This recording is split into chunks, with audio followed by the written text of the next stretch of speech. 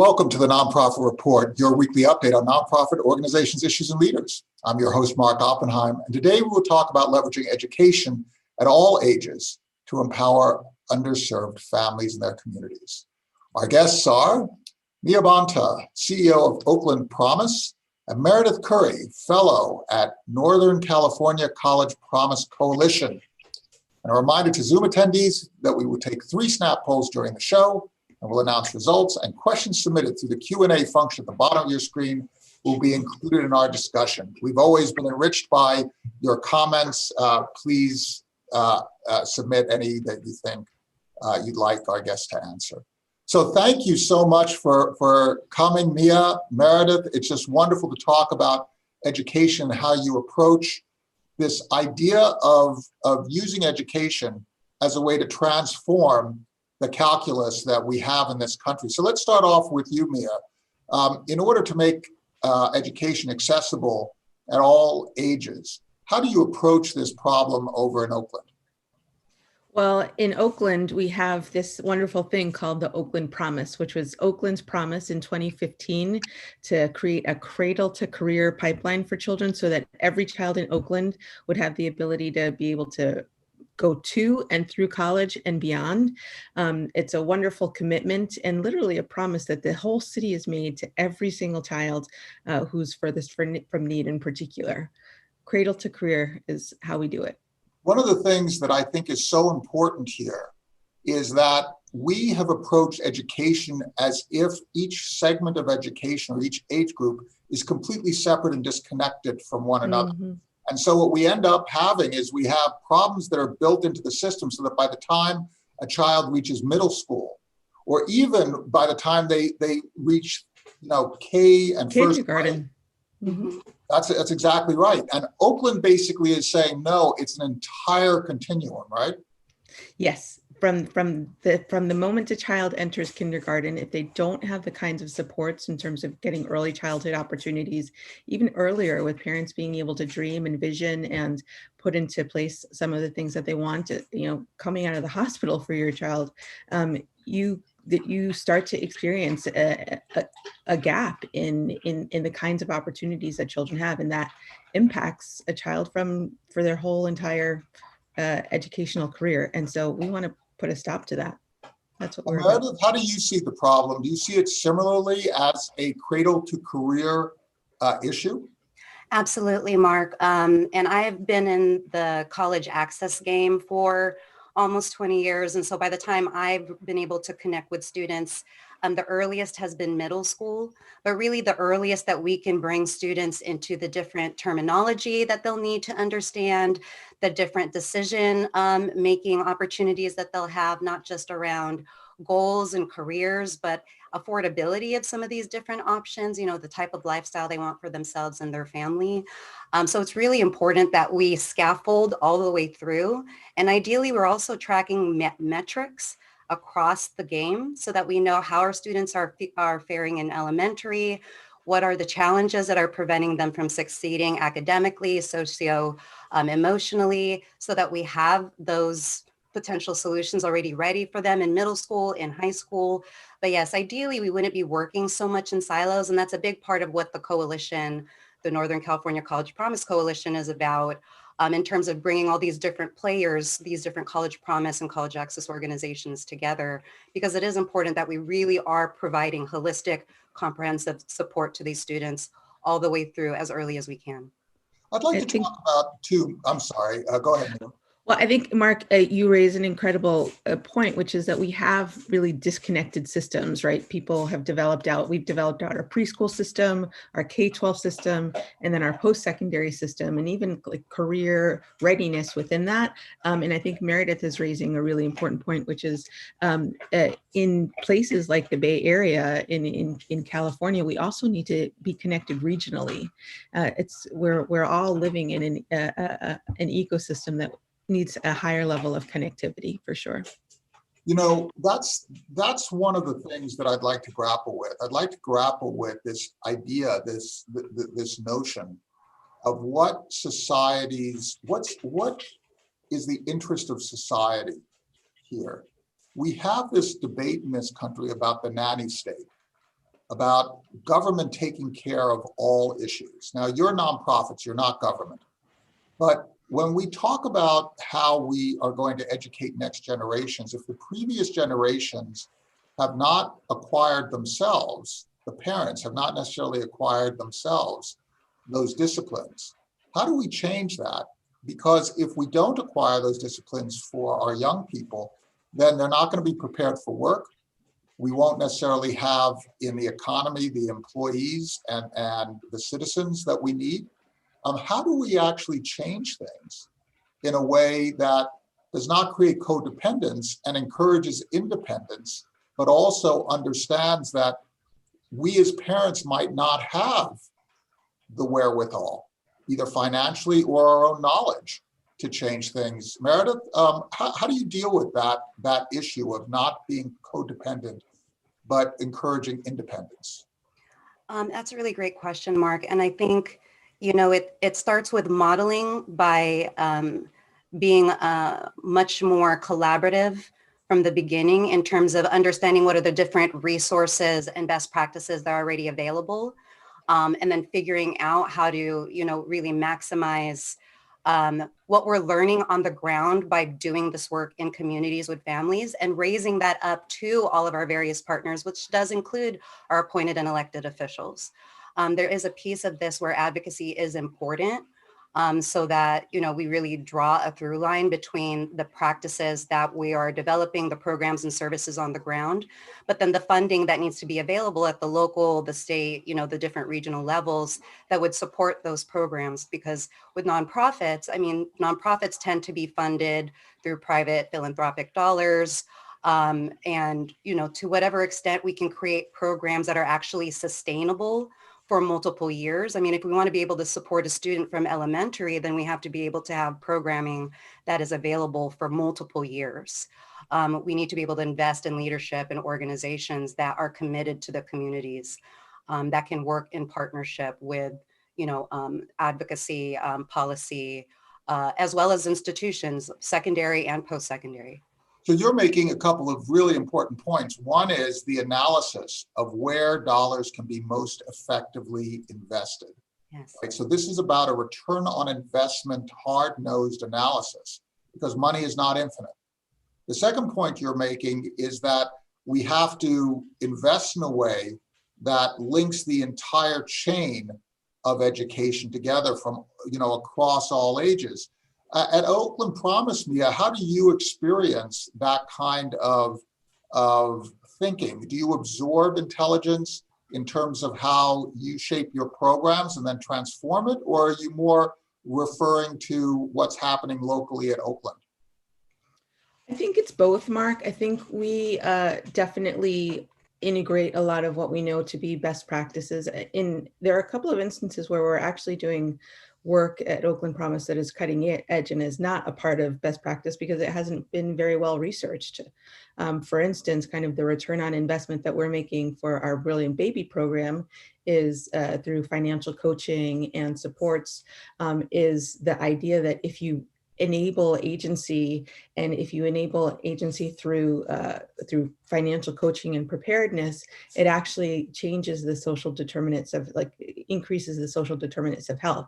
So parents are less depressed, they're more optimistic about their children's future, they're more able and willing to be able to integrate themselves into the K-12 system. So we make a lot of very well-informed, research-based take some very well-informed strategies to ensure that every single step of the way we're connecting programmatically and making the kinds of investments that we think are going to pay off at the next stage along the way. And I also you also talked about agency, I think, and the purpose of education. I think the most important investment and why we make this investment is around political agency and citizenship and that level of engagement. Our entire democracy is based on ensuring that our students and our electorate is well informed and educated. And so if we're not doing that part, then we are undermining our entire democracy. So there's a civil society aspect to this as well. It's not just workforce development, it's being a good American, right? Absolutely. Being an engaged American. One of the things that I think is so interesting is if we strip away, on the one hand, on the nonprofit side, right, the nonprofit speak, right, or on the business side, the business speak, we are actually engaged, all of us are engaged in an analysis of how do you convert time into impact, right? Time into effect. If the effect you want to have is to sell another ticket to a movie or to buy another widget, then you analyze how our time and how our resources can create that effect. If our intention is to educate children, we also have a limited amount of investment capital and we want to see a maximal return. The nonprofit speak or the business speak, you know, each field has its own lingo, right? The aerospace industry has a different lingo than the software industry, than the education industry, but we're all after the same kind of thing, aren't we? Absolutely. Mission-driven organizations, and every organization has a mission, whether it's social or not, is really investing in a particular outcome. And we have to be clear about that. And I think particularly as nonprofits, we do need to care about our return on investment. And as Meredith said, link it to the kinds of results that we want to see within the scope of our mission. It's critical. I want to get back to your point about the kinds of programs that you're investigating that are not yet best practices because they haven't been investigated. Could you just comment on some of the things that you're doing that are very experimental, right? Because again, we have an R&D aspect to nonprofits where you're going to try and do things that are not yet proven. And then you have to try and get investors to invest in those kinds of things. So what kind of activities were you referring to when you were talking about trying to do things that cannot yet be identified as a best practice because they haven't yet been proven? Right. We have a working hypothesis at Oakland Promise, two major ones. One is this continuum approach, right? It takes a long time to be able to prove with certainty that the connectivity with a cradle to career model really has the kind of impact that you need. So you have to be in it for the long game, and you have to have investors and stakeholders and community members who are with you for that time. So I think that's one safe bet that we're making based on knowing that every indicator is connected at each stage.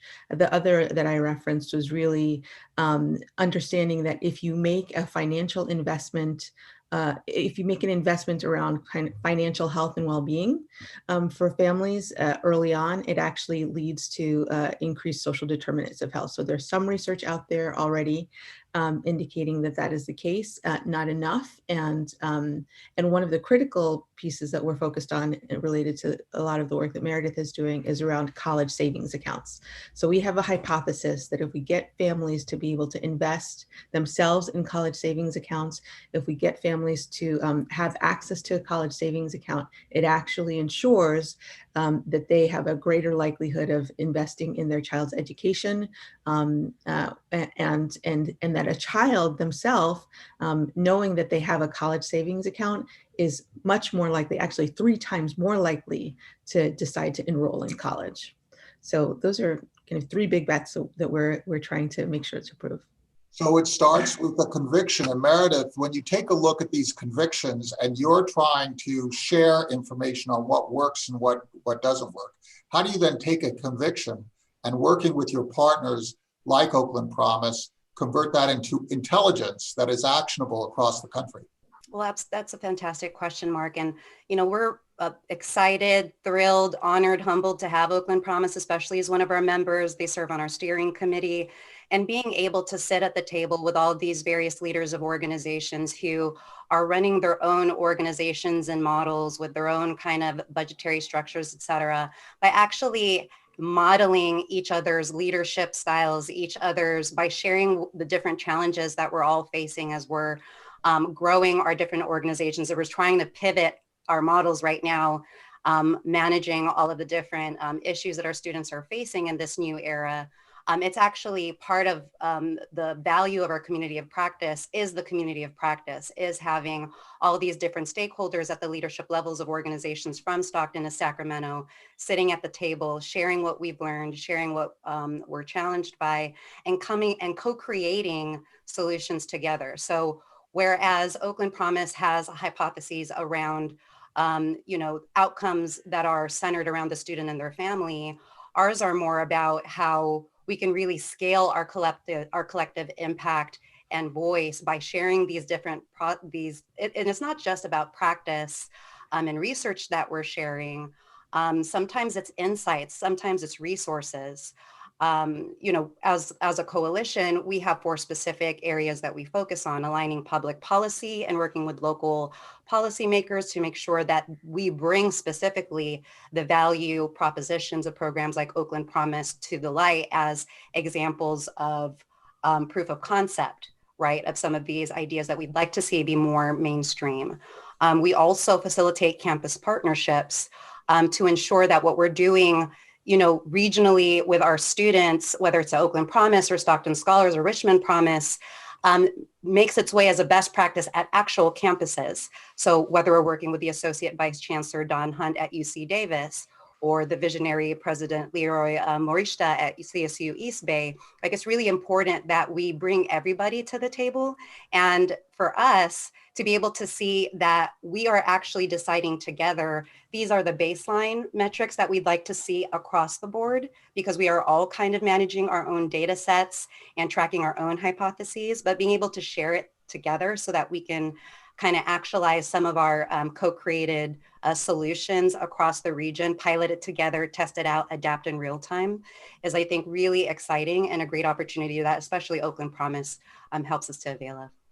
So we just took a poll. It was very interesting. We asked an unfair question in that we were asking whether people felt, although we each live in our own little bubble, we were asking people to talk about whether there was educational opportunity equality in this country, right?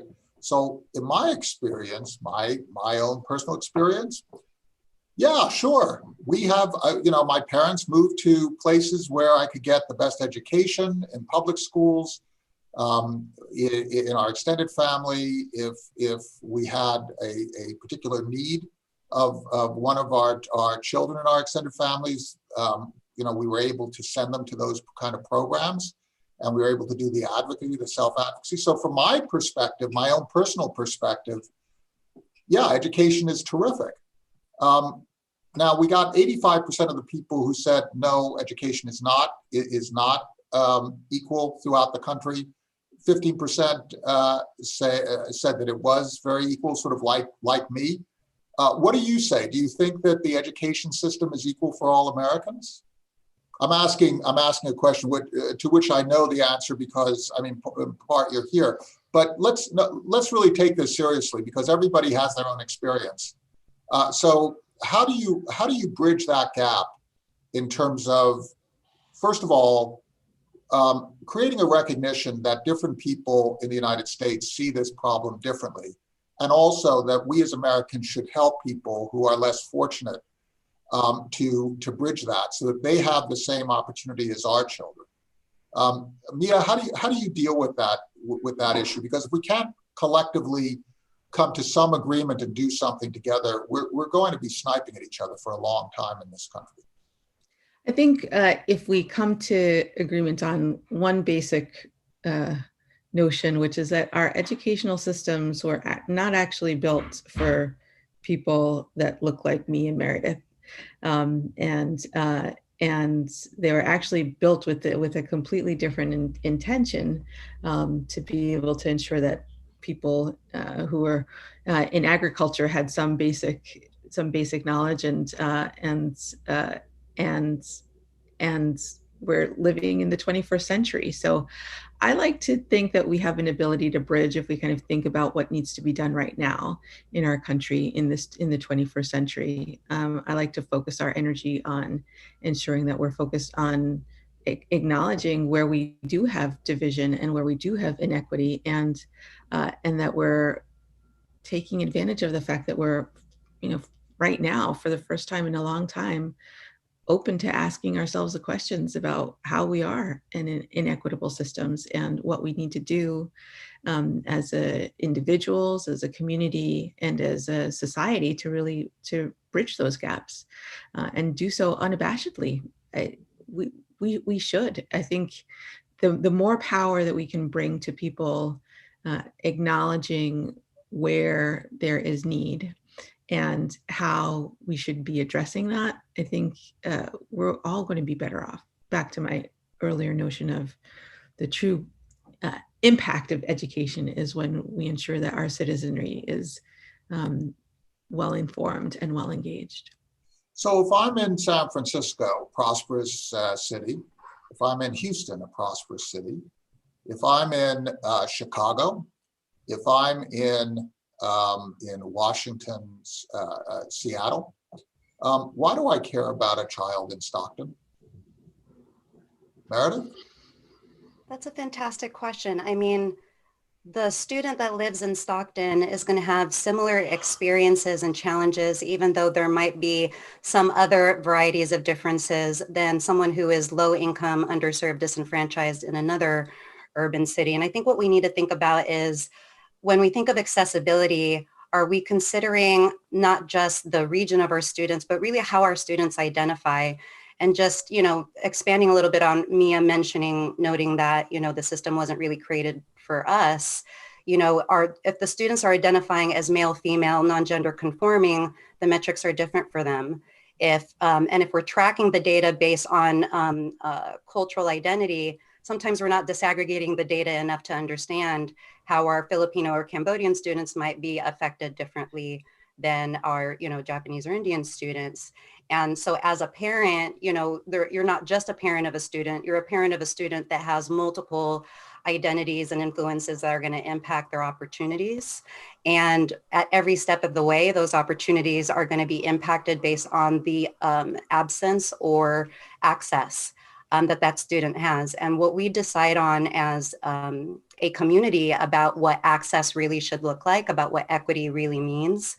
I mean, one of the biggest things we're seeing right now is that the digital divide is so much wider than we could have ever than we had anticipated. And we're realizing that even our definition of education didn't necessarily include this assumption that students should even have the tools that they need to be able to access it. So I think, a student in a city on the East Coast versus a student on the West Coast are going to have the same challenges as they figure out how to serve and solve some of these greater challenges we're experiencing as a country.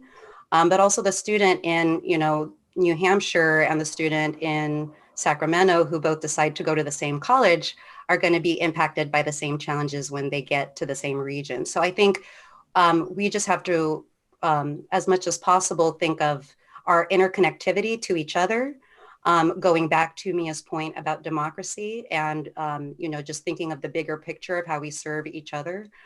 We want to serve our students as well by making sure that they're thinking more broadly also about our bigger nation.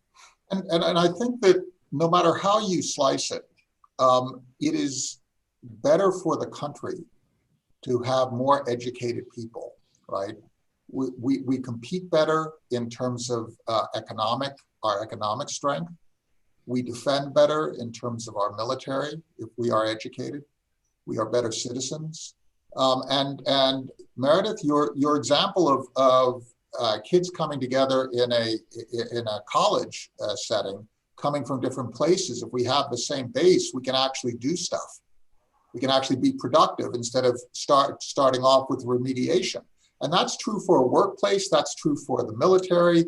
It's true in every single walk of life, isn't it, Mia? Yes, absolutely. And at the end of the day, you could be in New Hampshire, I could be in Texas, and Meredith could be in California right now. Given the digital age and the information age that we're living in right now, those regional lines, even those state lines, are like, if we look forward, they are already quite integrated right now. And so I think we put a lot of parameters on ourselves that actually are not indicative of what the future holds for us in education. And I want to be somebody in California that cares about a student in Texas, because that Texas student could be my future employee. That Texas student could be my future citizen in the city. So that interconnectedness is really with technology as it stands right now, and the connectivity that virtual spaces, as we're all reminded of, particularly in this moment, create for us, just eliminate our ability to be siloed, even in our statehood, in our thinking. I think it's also an extension of America's idea of competition, and that people can move across geographies, and particularly enabled by products like Zoom, where we could be literally sitting anywhere. We could have all of our fake backdrops, but it really doesn't matter where we are as long as we have a good internet connection. So that whole idea of the digital divide, which was mentioned earlier in the program, the whole idea of being able to move wherever you want to move and still be able to contribute. So now we're talking about educational equity. So to enable the America that is that sort of vital competitive nation where people can pursue life, liberty, and happiness to their own will. We just completed one poll, and another one is in process. The previous poll basically had 2/3 of respondents saying that the American education system needs fundamental change, with many of with the balance saying that we need constant change. So let's not worry about whether it's fundamental or constant. Let's talk about the change that is needed. So if you were to choose one thing, Mia, and I'm just saying one thing, I'm going to limit you. If you were to choose one thing, what would you choose? I would, right now in this moment in time, choose to ensure that every child in our educational system has access to the digital tools that they need. And that's curriculum, technology, technical assistance, connectivity. I'm cheating. That every child has the ability to connect to their educational media at this moment. If you could fix one thing, it's the digital divide. Right now, absolutely. Yes, it is going to be the thing that governs our ability to be able to engage. We have families who don't have the ability to access basic resources because they don't have the kind of connectivity that they need. We have students preschoolers who don't have a tablet in their hands, which means that they, in this world, have in their home fewer than 10 books versus the 10,000 that they could have if they were just able to access digital resources. It's exponential. It's an exponential challenge that we've layered into our educational system with that This is our digital disconnect. This is our modern version of rural electrification, which transformed the country, right? I believe so. Absolutely, Mark. And if I could just piggyback on Mia's note around digital divide, I mean, in addition to the lack of resources, I mean, we're looking at a combination of chronic absences, the no connectivity to individuals or peers, lack of relationships, loss of control or access to key supporters. So all of this ends up leading to challenges for students in terms of making up their progress over the next several years. So I would totally agree with Mia that the digital divide is the first, but since she's taken it, I would say that as a second would be focusing more also on how we bring career pathways to our students as one of those, resources or tools that are accessible through those digital resources, just because we really need to expand students' options, thinkings, opportunities in terms of how they'll be able to, create economic opportunities for themselves during and past COVID. So we just completed another poll, and we're coming to the end of the show. So I'm going to give each of you, first Mia and then Meredith. And Meredith will have the last word here. But the poll that we just took is quite interesting. We asked whether the pandemic is changing education. And 57% of respondents said there is change, but it's too early to tell whether things are getting better or worse. 36% said that educational access is actually getting worse through this pandemic. Mia, how do you see us maneuvering through the next couple of years? And how do you see us having to respond in a way that it is better?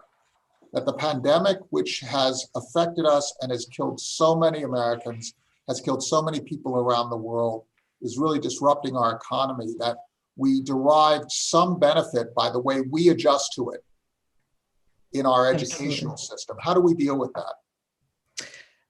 I think the pandemic has really exposed a lot of inequities in our educational system. And so the way that we deal with that is recognizing that we need to do some very quick transformative work in addressing those inequities through focusing on the digital divide, through focusing on closing those silos through, as Oakland Promise has adopted, a cradle to career continuum, through making the kinds of investments that we need to in our students early and throughout their educational process and build that connectivity.